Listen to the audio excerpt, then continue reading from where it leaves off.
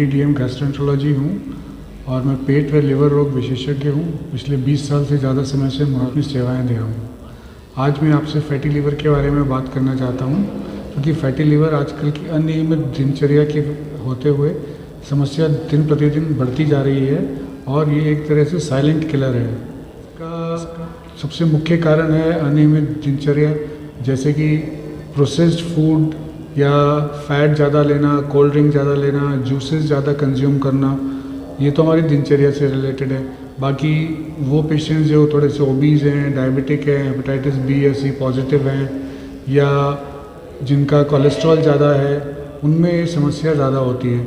इसमें क्या होता है कि फ़ैट जाके लिवर में डिपॉजिट हो जाता है और ग्रेजुअली धीरे धीरे वो, जैसे शराब पीने वालों को सिरोसिस हो जाती है, इस तरह से सिरोसिस कर देता है। और सिरोसिस की वजह से फिर जो शराब पीने या हेपेटाइटिस बी या सी की वजह से लिवर परमानेंट डैमेज हो जाता है, वो कंडीशन आ जाती है।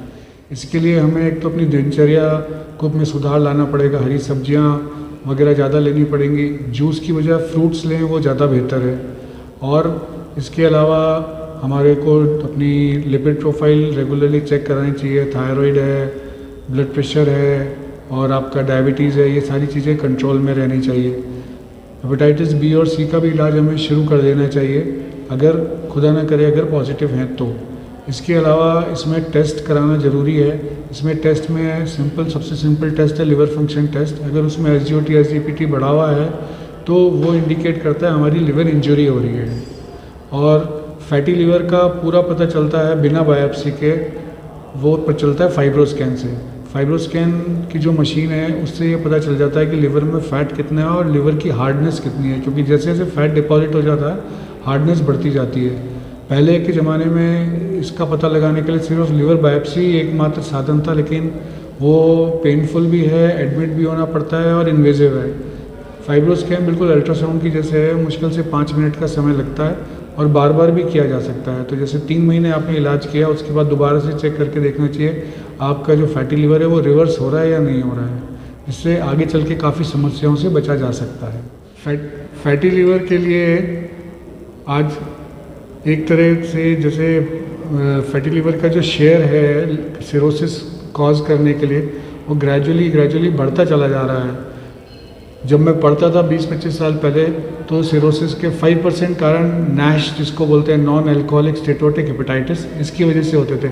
लेकिन ये आजकल बढ़ता चला जा रहा है, क्योंकि इंडियन पॉपुलेशन में ओबेसिटी भी एक सिंड्रोम की जैसे बढ़ती चली जा रही है। It is a part of metabolic syndrome, जिसको कंट्रोल करना बहुत ज़रूरी है। सिर्फ बिना दवाई के नियमित दिनचर्या से ही काफ़ी चीज़ें कंट्रोल में आ सकती है। जैसे अगर हम जूस पीना पसंद करते हैं तो जूस की बजाय अगर हम फ्रूट्स लें तो वो हाजमा भी दुरुस्त रखेगा और लिवर को भी नुकसान नहीं पहुंचाएगा। इसी तरह से प्रोसेस्ड फूड हैं, जैसे पिज़्ज़ा है, बर्गर है, पराठे हैं, नमकीन है, ये चीज़ें हम कम मात्रा में लें, इस्तेमाल तो करें। ऐसा मैं नहीं कह रहा कि आप बिल्कुल ही ना करें, लेकिन करें, लेकिन इनको लिमिटेड क्वांटिटी में करें, ताकि ये परेशानी आपकी आगे चल के ना बढ़े। और सिरोसिस अगर हो जाती है तो फिर जैसा आपको पता है कि खाने की नली में मस्से बन जाते हैं, खून की उल्टी हो सकती है, पेट में पानी आ जाता है, जान का खतरा हो जाता है, आगे चल के इसमें लिवर का कैंसर भी बन सकता है। तो इसलिए नैश को कंट्रोल करना, फैटी लिवर को कंट्रोल करना बहुत ज़रूरी है। और फैटी लिवर जो है वो फर्स्ट स्टेज है नैश की रिलेटेड सिरोसिस की। अगर फर्स्ट स्टेज पे ही है सब कुछ, तो सब कुछ रिवर्स हो सकता है। सबसे ज़रूरी बात यह कि रिवर्सल पॉसिबल है, लेकिन एक बार सिरोसिस हो गई तो वो एक इरिवर्सिबल स्टेज है, जिससे हमको वापस आना संभव नहीं है। अल्टीमेटली फिर उसमें तो बात आ जाती है लिवर ट्रांसप्लांट। लिवर ट्रांसप्लांट का मतलब है 20 से 25 लाख रुपए का खर्चा और एक रिश्तेदार अपना आधा लिवर दे। अदरवाइज लिवर ट्रांसप्लांट काफ़ी डिफ़िकल्ट है।